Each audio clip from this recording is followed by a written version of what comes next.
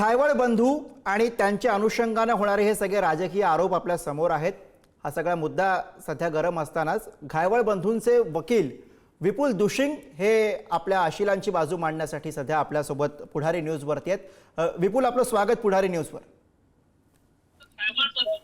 अर्थात इथं दोन महत्त्वाचे मुद्दे आहेत। एकतर कोथरूडमध्ये 10 फ्लॅट बळकवल्याच्या गंभीर स्वरूपाचा आरोप आहे, तो एक महत्त्वाचा मुद्दा, आणि दुसरीकडे शस्त्र परवान्याचा जो मुद्दा आहे, त्या दोन्ही अनुषंगाने आपल्या आशिलांची नेमकी बाजू काय हे आपण सुरुवातीला मांडा। कोथरूडच्या 10 फ्लॅट्सची जी केस आहे त्याच्यामध्ये त्यांनी मला अद्याप माझी नियुक्ती केलेली नाहीये, त्यामुळे त्याच्याबद्दल मला काहीच माहिती नाहीये आणि ती आत्ताच झालेली आहे, त्यामुळे त्याच्यातले कुठलेही कागदपत्र अद्यापपर्यंत आमच्यापर्यंत पोहोचलेले नाहीयेत, त्यामुळे त्याबद्दल मला काही बोलता येणार नाही। राहिला प्रश्न शस्त्र परवान्याचा, तर आर्म्स ऍक्ट जो कायदा आहे आपल्या इथे, सेंट्रल ऍक्ट आहे, त्या आर्म्स ऍक्ट मध्ये भारतातल्या कोणत्याही नागरिकाला शस्त्र परवाना मागण्यासाठी अर्ज करण्याची मुभा आहे। तो अर्ज जो असतो तो अर्ज कमिशनर ऑफिसमध्ये, म्हणजे शहरात कमिशनर, ग्रामीण भागामध्ये तहसीलदारांकडे, तशा अधिकाऱ्यांकडे तो अर्ज केला जातो। ते त्याची शहानिशा करतात, त्यांना योग्य वाटलं तर त्याला ते परवाना देतात। असा परवान्याचा अर्ज आल्यानंतर तो अर्ज योग्य आहे का अयोग्य आहे याची शहानिशा केल्याशिवाय त्यांना तो परवाना देता येत नाही। बरोबर। आता या केसमध्ये सचिन घायवळ यांनी अर्ज केला होता, पुणे पोलिसांकडनं तो नामंजूर करण्यात आला होता। तो नामंजूर केलेला अर्ज, अशी जेव्हा परिस्थिती येते की आर्म्स ऍक्टचा अर्ज केला आणि तो नामंजूर जर करण्यात आला, तर अशा परिस्थितीमध्ये त्याच कायद्यानुसार मंत्री महोदयांकडे अपील करण्याची परवानगी असते।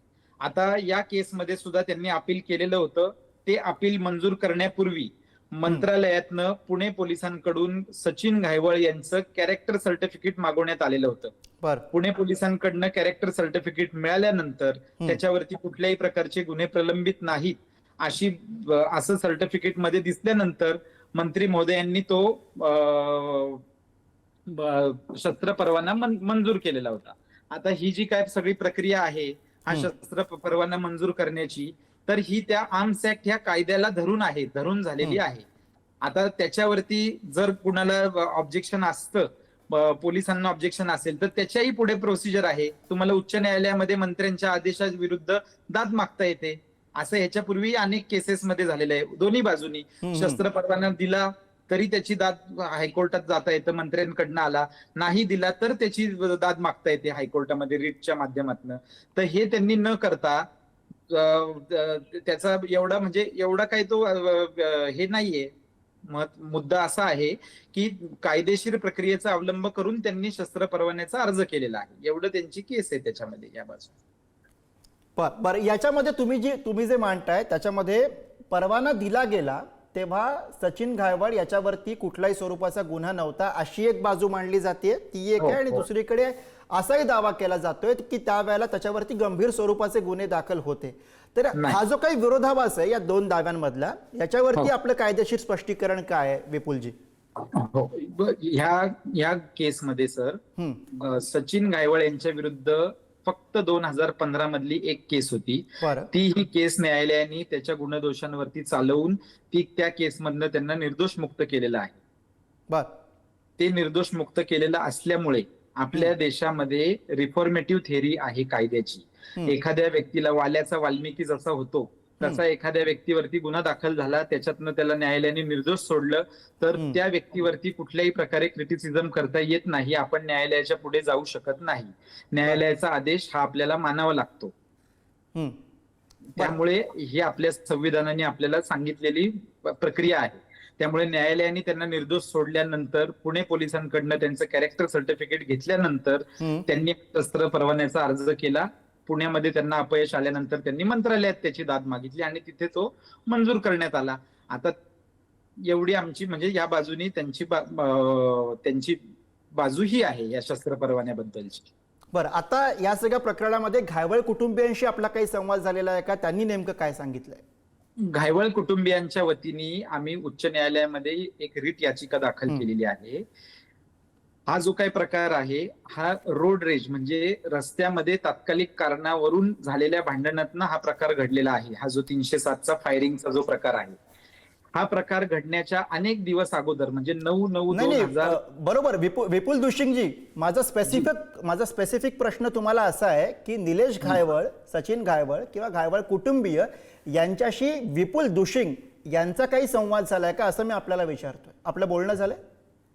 बोलणं झालं का नाही मला डिस्क्लोज करता येत नाही सर. प्रश्न असा आहे, मला वकील म्हणून नेमण्यात आलेला आहे. हा, म्हणूनच मी आपल्याला विचारतोय की आपलं त्यांच्याशी काही बोलणं झालंय का, त्यांनी काही आपल्याला सांगितलंय का?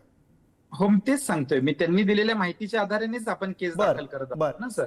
तर त्यांनी जी काय माहिती दिली आहे त्या आधारावरती आपण केस म्हणजे आपलं बोलणं झालंय असा याचा अर्थ. अर्थातच विपुल दुशिंग, कुणाशी बनताय तुम्ही?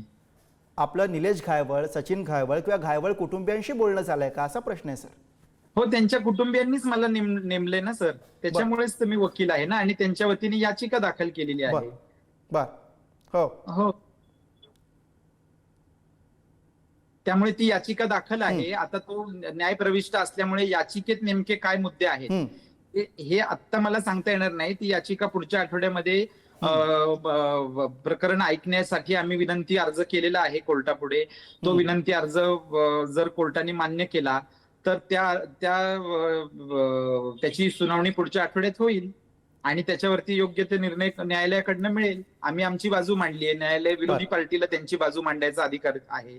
तो त्यांना बोलवलं जाईल पोलिसांना. न्यायालयाला जर योग्य वाटलं तर ती पिटिशन ते ऍडमिट करून घेतील, नाही वाटलं तर ती नामंजूर करतील. आता आमचं काम फक्त न्यायालयापर्यंत ह्या आशिलांची बाजू नेणं, निकाल काय द्यायचा ते सर्वस्वी न्यायमूर्तींच्या हातात आहे. धन्यवाद विपुल दोशी आपल्या या संवादासाठी. धन्यवाद.